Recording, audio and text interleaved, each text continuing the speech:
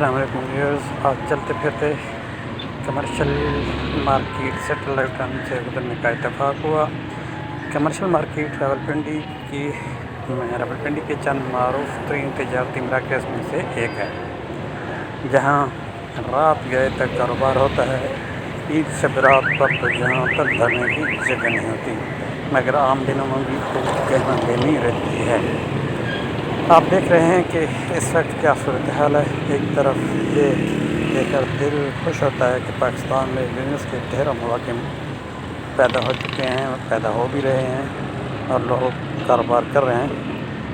لیکن یہاں ایک اور چیز بھی اہم ہے کہ بازاروں میں عوام کا رش دیکھ کر یہ بھی تسلی ہوتی ہے کہ عوام کی قوت خرید بھی تسلی بخش ہے، مگر دوسری طرف تاجر برادری نے اپنا سارا کاروبار بیچ سڑک کے سجا رکھا ہے۔